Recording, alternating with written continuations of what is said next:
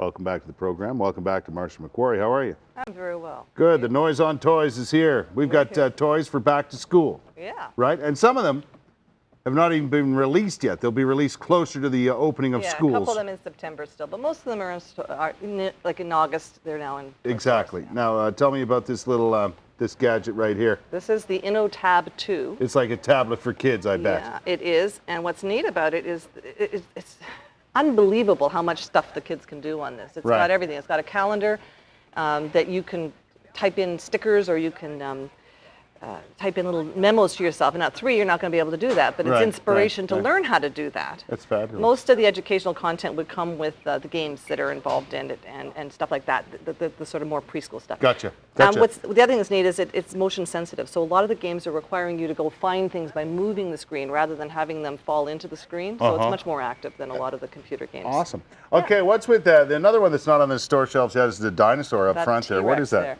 It is part of their Squishy Organ series, and they've got a squishy brain and squishy bodies, and this is now Squishy T-Rex.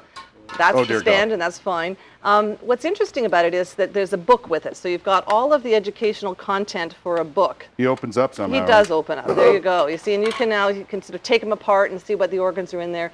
The book that goes with it is the one that has the education content in it, and it describes how scientists can take a pile of bones and they can figure out sort of how, like, the part that isn't there, like the organs, and they do it by comparing with current animals and the structures that they have, and they learn things. This mathable makes me nervous right here. Yeah, because it's nervous. for a lot of older kids.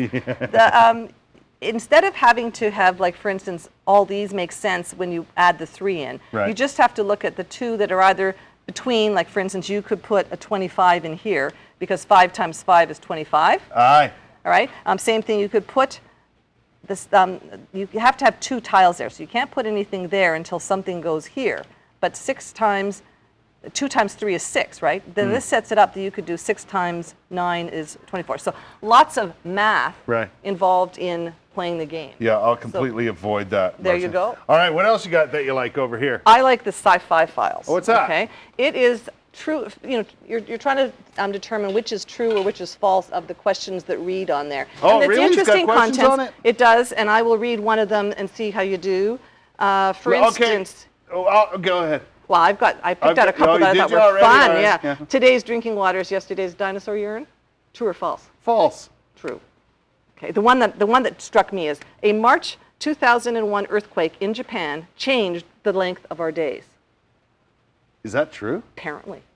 I mean, how can something like that happen and I don't know about it? List 3 things that can be recycled. Well, water, glass, tin.